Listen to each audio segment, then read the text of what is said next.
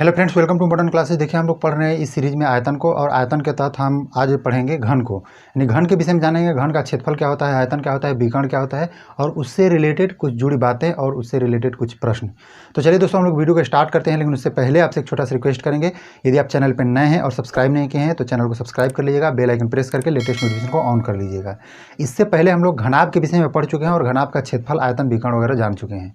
उसमें हम आपको बताए थे कि फलक क्या होता है, यानी सतह क्या होता है, कोण कितने होते हैं, किनारा कितना होता है। जो भी कुछ घनाभ वाले वीडियो में बताया गया है, सारा कुछ घन के लिए भी कुछ वैसा ही होता है, लेकिन क्षेत्रफल, आयतन और विकर्ण इसका अलग होता है। यानी किनारा इसमें भी 6 होंगे, और जो सतह इसमें भी 6 होंगे, और जो किनारा है टोटल 12 किनारा इसमें भी होंगे। कोण जो है वो 8 है, तो 8 कोण इसमें भी होंगे। जनरली इतना बात हमारा सेम रहेगा। अब थोड़ा आपको समझना है कि इसमें जो क्षेत्रफल होता है और आयतन होता है, विकर्ण होता है, ये क्या होता है। और इससे पहले आपको एक बात और बता दें कि ये जो होता है यह वर्ग का 3D फॉर्म है। वह घनाभ था, वह आयत का 3D फॉर्म था, और यह जो है वर्ग का 3D फॉर्म है। समझ पाएँ? इसका मतलब यह है कि वर्ग में एक ऊंचाई दे दी गई या वर्ग में एक मोटाई दे दी गई, तो जो बना आकृति है उसी को हम लोग कहते हैं एक घन कहते हैं। यह बात आप समझ पा रहे हैं। और इसमें क्षेत्रफल के लिए हम बात करेंगे। क्षेत्रफल से पहले यह बात समझते हैं क्षेत्रफल होता क्या है इसके लिए। तो देख रहे हैं कि आगे का पृष्ठ, पीछे का पृष्ठ, ऊपर का पृष्ठ, नीचे का पृष्ठ, अगल का पृष्ठ, बगल का पृष्ठ, टोटल 6 पृष्ठ है। और 6 पृष्ठों जो 6 पृष्ठ है उसका जो क्षेत्रफल होगा उसी को हम लोग घन का क्षेत्रफल कहते हैं। 6 पृष्ठ है, लेकिन एक पृष्ठ का क्षेत्रफल क्या होगा, पहले इसके विषय में हमें जानना आवश्यक होगा। आप यह बता दीजिए, इसकी लंबाई और चौड़ाई, ऊंचाई तीनों सेम है, क्योंकि यह वर्ग से बनाया गया है, इसलिए हम कह सकते हैं कि तीनों जब लंबाई, चौड़ाई, ऊंचाई को सेम माने तो क्या कह सकते हैं कि ए तीनों सेम रहेगा। यह बात आप समझ रहे हैं। और एक पृष्ठ का क्षेत्रफल देखा जाए, जैसे मान लीजिए नीचे वाले सतह का क्षेत्रफल देखा जाए ऐसा वाला, तो ए और ए है, इस प्रकार से हम कह सकते हैं कि ए स्क्वायर इसका क्षेत्रफल होगा, क्योंकि वर्ग का क्षेत्रफल ऐसे भी ए स्क्वायर होता है। और इसमें कितने वर्ग बन रहे हैं भाई, तो 6, ऊपर नीचे आगे पीछे अगल बगल, यानी कुल मिलाकर 6 बन रहा है, इसलिए इसका जो क्षेत्रफल होगा 6a स्क्वायर होगा। यानी ऐसा कह सकते हैं 6 भुजा स्क्वायर। उसके बाद यदि बात करें आयतन के विषय में, तो हम लोग घनाभ के विषय में क्या पढ़ रहे थे, लंबाई, चौड़ाई और ऊंचाई का गुणनफल होता है। इसमें लंबाई, चौड़ाई, ऊंचाई ये भी तो 3 प्रकार के हैं और तीनों सेम है, इसलिए हम कह सकते हैं कि a गुणे a अर्थात a का क्यूब। क्या? a का क्यूब। उसी तरह से विकर्ण के विषय में हम लोग उसमें पढ़े थे, क्या पढ़े थे, ध्यान दीजिएगा, घनाभ के विषय में पढ़े थे कि रूट में l square plus b square और प्लस h स्क्वायर, ऐसा पढ़े थे। लेकिन लंबाई, चौड़ाई, ऊंचाई इस घनाभ के लिए तीनों सेम है, इसलिए हम ऐसे कह सकते हैं क्या कि a square plus a square plus a square, अर्थात हम इसको ऐसे भी कह सकते हैं रूट में 3a स्क्वायर।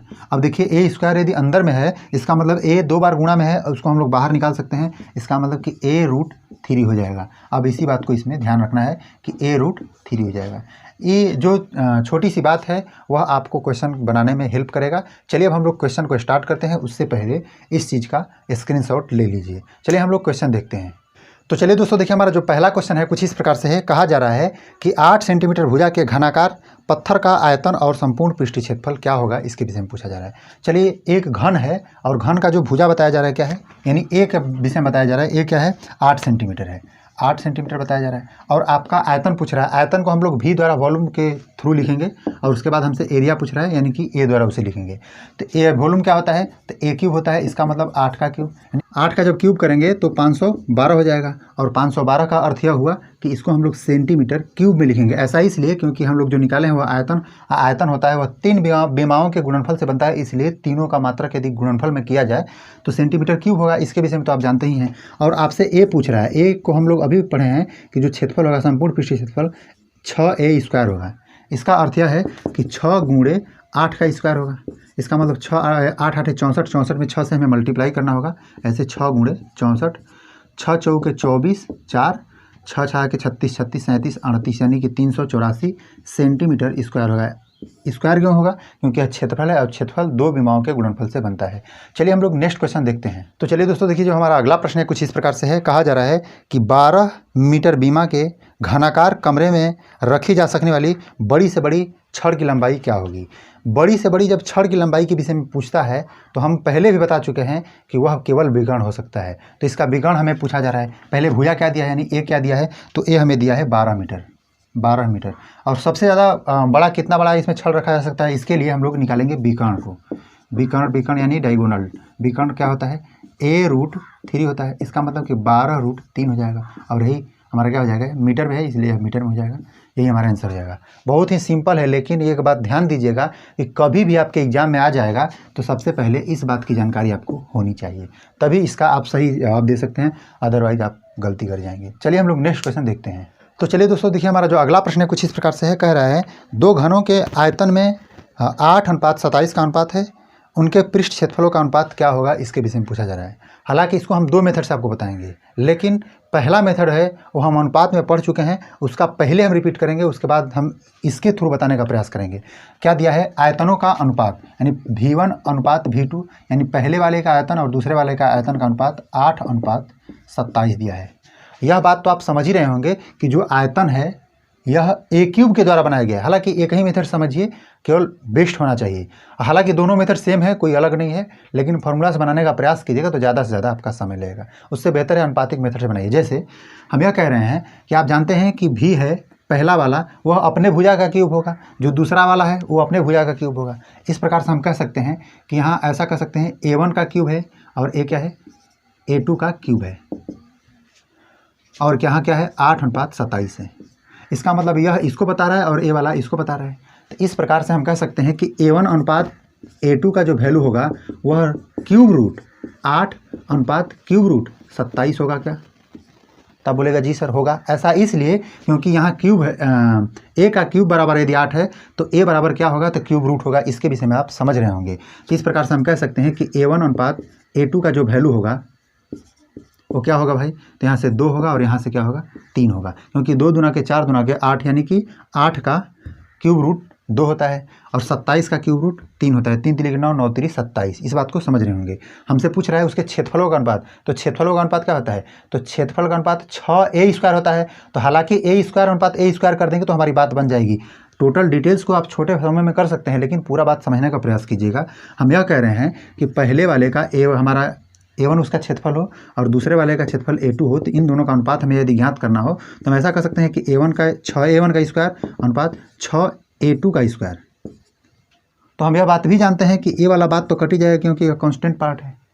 तो A1 का होल स्क्वायर अनुपात A2 का होल स्क्वायर से हमारा बात बन जाएगा। तो A1 का होल स्क्वायर करेंगे तो 4 हो जाएगा और A2 का होल स्क्वायर करेंगे तो क्या हो जाएगा, 9 हो जाएगा, और यही हमारा आंसर हो जाएगा।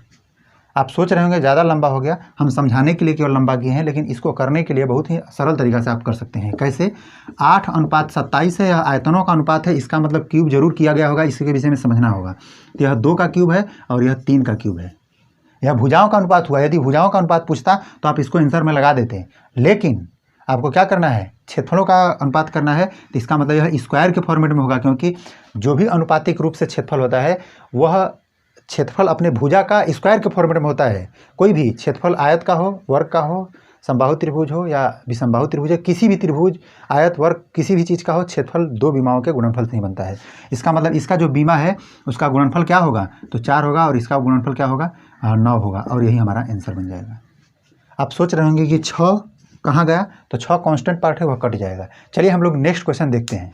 तो चलिए दोस्तों देखिए, जो हमारा अगला प्रश्न है कुछ इस प्रकार से है। कहा जा रहा है 2 घनों के आयतनों में 27:1 का अनुपात है, उनके भुजाओं का अनुपात क्या होगा। बस वही बात आपसे कह रहा है कि V1 अनुपात V2 है, वह क्या है 27:1 है। कह रहा है भुजाओं का अनुपात ज्ञात करने के लिए। इसका अर्थ है कि यह भी क्यूब किया हो गया होगा और यह भी क्यूब किया गया होगा। तो इसका क्यूब रूट क्या होगा भाई, क्योंकि भुजाओं का अनुपात A1 अनुपात यदि हम A2 निकालें तो क्या होगा, इसका क्यूब रूट और इसका भी क्यूब रूट, यानी 27 का क्यूब रूट लिखना तो पड़ेगा ही समझाने के लिए। चलिए ऐसा तो हम कह सकते हैं A1 अनुपात A2 का जो वैल्यू होगा 27 किसका है, 3 का है, और 1 का क्यूब रूट क्या होगा, 1 ही होगा, क्योंकि 1 गुणे 1 गुणे 1 कीजिएगा तो बात बराबर होगी। जैसे 1 का वर्गमूल क्या होता है, 1 ही होता है। उसी प्रकार से 3:1 हमारे भुजाओं का अनुपात हो जाएगा और यही हमारा आंसर हो जाएगा। चलिए हम लोग नेक्स्ट क्वेश्चन देखते हैं। तो चलिए दोस्तों देखिए, हमारा अगला प्रश्न है कुछ इस प्रकार से है। कह रहा है किसी घन का विकर्ण रूट में 12 सेंटीमीटर है, तो उसका आयतन कितना होगा। ध्यान दीजिएगा, यह बहुत ही मस्त क्वेश्चन बताया गया है। क्या है, विकर्ण बता रहा है, विकर्ण रूट में 12 सेंटीमीटर। कह रहा है उसका आयतन ज्ञात करिए। आयतन के विषय में यदि हम कहें तो हमें क्या ज्ञात करना होता है भाई, A³ ज्ञात करना होता है।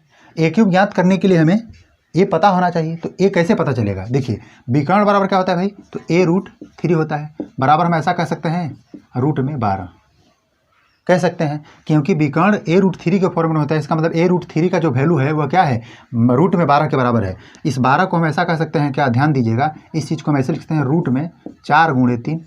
तो आप बोलेगा जी सर हम लिख सकते हैं, तो इस प्रकार से हम a√3 का वैल्यू रूट में 4 × 3 लिख सकते हैं, और 4 का वर्गमूल क्या होता है 2, यानी a√3 बराबर 4 का वर्गमूल 2 और √3 ऐसे लिख सकते हैं। और √3 से √3 कैंसिल करेंगे तो यहाँ से एक बात निकल के आया कि a बराबर क्या हुआ 2। इस प्रकार से हम इसको वॉल्यूम को निकाल सकते हैं, a का क्यूब करके, यानी 2 का क्यूब, 2 दूना के 4 दूना के 8 सेंटीमीटर क्यूब। आसान है। चलिए हम लोग नेक्स्ट क्वेश्चन देखते हैं, लेकिन आपको ध्यान में रखना है ये छोटी छोटी प्रश्न है, कहीं आपसे छूट ना जाए।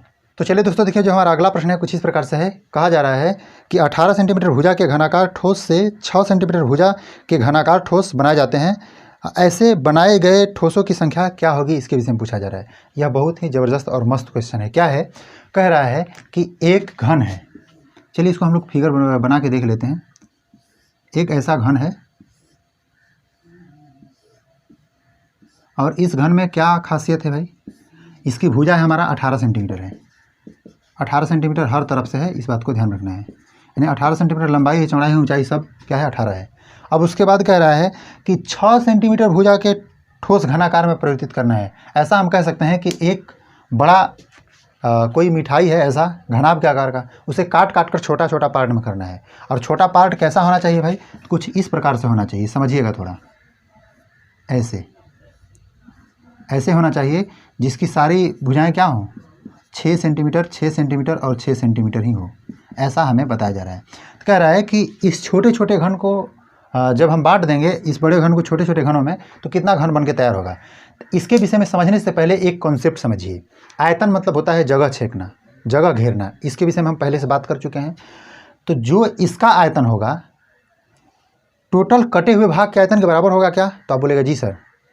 क्यों, क्योंकि इसी को 2 भाग 4 भाग या 5 भाग में काट के ऐसे फॉर्मूले में बदला गया है। यानी हम ऐसा कह सकते हैं कि इसका आयतन और इसका आयतन में जितना घन बना हुआ है उस सारे घनों को यदि हम मल्टीप्लाई करके बात करेंगे तो ये दोनों बराबर होगा। कहना क्या चाहते हैं आप समझ गए होंगे। देखिए हम यह कह रहे हैं, इसका जो आयतन होगा हम मान ले रहे हैं कि v है, तो बड़े वाले को v1 और इसको लिख देते हैं v2। तो इस प्रकार से हम मान के चल रहे हैं कि इसकी संख्या यदि n है, संख्या क्या है n संख्या में बनाया जा रहा है। इसको बेसिक के तौर पे देखें तो हम ऐसा कर सकते हैं कि बड़े वाले घन का आयतन n छोटे वाले घनों के आयतन के बराबर होगा।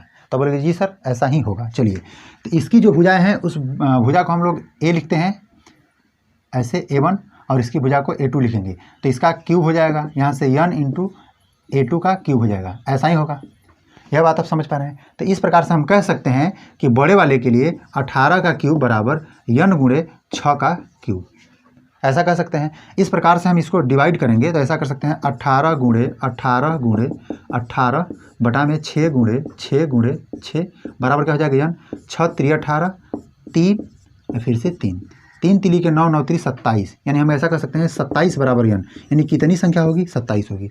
आप कह रहे हो सर इतना आसान तरीका से, इतना छोटा तरीका से और इतना मतलब जटिल बना के बताने का क्या मतलब है। तो इसके लिए हम आपको बताएं बस सिर्फ समझाने के लिए। आप चाहें तो इसको डायरेक्ट निकाल सकते हैं। 18 का क्यूब, कॉन्सेप्ट समझिएगा तो आसानी से कर सकते हैं आप लोग। 18 का क्यूब में 6 के क्यूब से डिवाइड कर देंगे, जो आंसर आ जाएगा हमारा वही इसकी संख्या हो जाएगी, मतलब ऐसे छोटे छोटे घनों की संख्या हो जाएगी। चलिए हम लोग नेक्स्ट क्वेश्चन देखते हैं। तो चलिए दोस्तों देखिए, हमारा जो अगला प्रश्न है कुछ इस प्रकार से है। कहा जा रहा है एक घन का कुल पृष्ठीय क्षेत्रफल 96 सेंटीमीटर स्क्वायर है, उसका आयतन क्या होगा। देखिए कुल पृष्ठीय क्षेत्रफल घन का बताया जा रहा है 96 सेंटीमीटर स्क्वायर। तो जो क्षेत्रफल होता है ऐसा हम लिख रहे हैं, क्षेत्रफल को हम बड़ा ए द्वारा लिख रहे हैं, इस बात को समझिएगा। क्या दिया है 96 सेंटीमीटर स्क्वायर, ऐसा कह रहा है। हम ऐसा कह सकते हैं कि जो ए होता है वह 6a स्क्वायर के फॉर्म में होता है, इसलिए 96 के हम बराबर ऐसा कर सकते हैं। केवल 96 लिख रहे हैं, सेंटीमीटर स्क्वायर को हटा रहे हैं। यहाँ से आप देखिएगा 6 से यदि हम काटेंगे तो 6 के 6 6 के 36, यानी कि a का वैल्यू जो होगा वह क्या होगा 4, क्योंकि a स्क्वायर बराबर 16 है, यानी a का वैल्यू रूट में जब जाएगा तो 4 निकल के आएगा। हमसे पूछ क्या रहा है, आयतन पूछ रहा है, यानी v का वैल्यू पूछ रहा है, और v का वैल्यू क्या होता है a का क्यूब होता है। इसका मतलब 4 का हमें क्यूब करना होगा। 4 चौके 16, 16 चौके 64, यही सेंटीमीटर क्यूब के रूप में हमारा आंसर हो जाएगा। यह छोटा छोटा प्रश्न होता है, ग्रुप डी SSC GD वगैरह में इतना ही छोटा छोटा लेवल का क्वेश्चन पूछा जाता है। छोटे थोड़े बहुत और कॉन्सेप्ट को बढ़ाएगा तो जनरली आप लोग उसको कर लीजिएगा, हमें आशा है। चलिए हम लोग नेक्स्ट क्वेश्चन देखते हैं। तो चलिए दोस्तों देखिए, जो हमारा अगला प्रश्न है कुछ इस प्रकार से है। कहा जा रहा है एक घन का विकर्ण 6√3 सेंटीमीटर है, तदनुसार उसके कुल पृष्ठीय क्षेत्रफल और उसके आयतन का अनुपात क्या होगा, इसके विषय में पूछा रहा है। देखिए इसमें जो बताया जा रहा है विकर्ण के विषय में बताया जा रहा है। क्या है विकर्ण? अब विकर्ण क्या है? 6√3 सेंटीमीटर ऐसा बताया जा रहा है हमें, और हमसे कह रहा है कि आप बताइए उसके कुल पृष्ठीय क्षेत्रफल और आयतन का अनुपात। कुल पृष्ठीय क्षेत्रफल मतलब A और आयतन मतलब कि V, इसका अनुपात हमसे पूछ रहा है। हम यह कह रहे हैं कि जो क्षेत्रफल होगा वह 6A² होगा। अब बोलेगा जी सर जो आयतन होगा वो क्या होगा? A का क्यूब होगा। वह A कुछ भी हो उससे कोई मतलब नहीं, लेकिन जो भी होगा A वही इसमें होगा जो कि इसमें होगा। इस प्रकार से हम A का स्क्वायर A के स्क्वायर से काट देंगे तो केवल यहाँ A बचेगा। इसका मतलब यह है कि 6:A के फॉर्मेट में हमारा क्या है आंसर आने वाला है। अब देखिए, अब इसका थोड़ा सा हमें हेल्प लेने की आवश्यकता है। कैसे लेंगे? देखिए A√3 विकर्ण होता है, बराबर क्या होगा? 6√3। √3 से √3 कैंसिल हो जाएगा, A बराबर क्या आएगा? 6। अब देखिए हम इसको डायरेक्ट निकाल सकते हैं कि 6 A का वैल्यू भी 6 रख देंगे, और इस प्रकार से 1:1 के रूप में हमारा क्या आएगा आंसर आ जाएगा। चलिए इसको यदि हम ऐसा काटते नहीं हैं तो हम इस हिसाब से भी देखते हैं, तो देखिए क्या होता है। यदि हमारा A वैल्यू 6 है तो हमारा क्षेत्रफल क्या होगा भाई? 6A² होगा। इसका मतलब 6 × 6 इसके लिए और उसके लिए जो 6 का स्क्वायर है इसके भुजा के अनुसार। फिर अनुपात हमें करना है किसका? V का। V का है A³ है। इसका मतलब कि अनुपात हम करेंगे, A का वैल्यू 6 है तो इसका मतलब 6 करना होगा। 3 6 से 3 6 कैंसिल हो जाएगा तो 1:1 आएगा। किसी भी तरह से बनाइए आंसर यही आने वाला है। यह सबसे छोटा और आसान प्रश्न के अंतर्गत ये सब प्रश्न आते हैं। चलिए हम लोग नेक्स्ट क्वेश्चन देखते हैं। तो चलिए दोस्तों देखिए, जो हमारा अगला प्रश्न है कुछ इस प्रकार से है। कहा जा रहा है 1 मीटर 6 मीटर और 8 मीटर किनारे वाले 3 घन पिघलाकर एक बड़ा घन में परिवर्तित किया जाता है, तदनुसार नए घन का पृष्ठीय क्षेत्रफल कितना होगा, इसके विषय में पूछा जा रहा है। देखिए 3 प्रकार के 3 घन हैं। क्या है? एक घन 1 सेंटीमीटर भुजा वाला है, दूसरा घन है वह 6 सेंटीमीटर भुजा वाला है, और तीसरा घन है 8 सेंटीमीटर भुजा वाला है। और तीनों को पिघला के एक बड़ा घन बनाया जाता है, यानी तीनों को पिघला के एक मटेरियल में बना दिया जाता है, मतलब किसी एक बर्तन में उसे ढालकर एक बड़ा वाला घन तैयार किया जाता है। और आपसे वह पूछ रहा है कि आप उसका बता दीजिए कि उसका जो नया घन है उसका पृष्ठीय क्षेत्रफल क्या होगा, यानी कुल पृष्ठीय क्षेत्रफल। ध्यान से देखिएगा, जो सबसे पहले बताया जा रहा है उसका जो भुजा दिया है 1 दिया है, यानी इसको A1 कर दे रहे हैं। जो दूसरा है A2 है, यानी 6 दिया है। A3 दिया है क्या? 8 दिया है। और जो भी कुछ दिया है वह सब मीटर में दिया है, ऐसा मीटर मीटर मीटर। हम कह रहे हैं हमसे कि तीनों को पिघला के मिलाया जाता है। इसका मतलब जब पिघला के मिलाया जा रहा है तो तीनों के आयतन को मिला के एक बड़ा आयतन बनाया जा रहा है। इस बात को समझना होगा आपको, यानी कि एक V है वह V1 + V2 + V3 के मिलाने से बन रहा है। तो इस प्रकार से हम ऐसा कर सकते हैं कि टोटल जो आयतन होगा, ऐसा देखिए बड़े वाले का जो भुजा को हम लोग यदि A द्वारा मान रहे हैं, बड़े वाला A द्वारा, ऐसे A द्वारा मान रहे हैं यदि हम, तो इस पीरियड में हमें क्या करना होगा, ध्यान समझिएगा कि A का क्यूब हमें लिखना होगा, क्योंकि आयतन A के क्यूब के रूप में होता है। V1 क्या होगा? A1 का क्यूब होगा। V2 क्या होगा? A2 का क्यूब होगा। फिर V3 क्या होगा? A3 का क्यूब होगा, क्योंकि V3 है वह A3 के फॉर्मेट में उसकी भुजाएं दी गई हैं। तो यहाँ से हम कह सकते हैं A का क्यूब बराबर 1 का क्यूब प्लस 6 का क्यूब प्लस 8 का क्यूब। हम डायरेक्ट इसको यदि लिखना चाहें तो क्या लिख सकते हैं? 1 6 6 36, 36 में 6 से गुणा करेंगे तो 216, और 8 8 64, 64 में यदि 8 से जब गुणा करेंगे तो 512। तीनों के यदि जोड़ा जाए तो क्या होगा? 6 2 8 8 1 9, और 1 1 2 और 5 2 7, यानी 729 होगा। किसका? A का क्यूब का वैल्यू होगा। यानी A का वैल्यू क्या होगा भाई? तो A का वैल्यू होगा क्यूब रूट 729, और 729 किसका 3 बार मल्टीप्लाई करने के बाद बनता है, इसके विषय में आप विचार कीजिए। तो यह क्या होता है? 9 का 3 बार मल्टीप्लाई करते हैं तो बनता है। इसका मतलब इसका क्यूब रूट क्या आएगा? केवल 9 आएगा। अब हमसे क्या पूछ रहा है? हमसे यह पूछ रहा है कि इसका क्षेत्रफल बताइए। तो क्षेत्रफल यानी कि उसका एरिया देखा जाए, यानी क्षेत्रफल देखा जाए तो क्या होता है? 6A² रहता है, तो इसलिए 6A² करेंगे। अब A इसमें बड़ा क्यों लिखे हैं, तो इसके विषय में बता दें, जो बड़ा घन बनने वाला है इसकी भुजाओं को हम लोग A मान के चल रहे हैं, इसलिए हम बड़ा घन लिखे हैं। इसका मतलब ऐसा हम बना सकते हैं कि बड़ा घन के लिए भुजा 9 है, तो इसलिए 9 का क्या होगा? स्क्वायर करेंगे हम।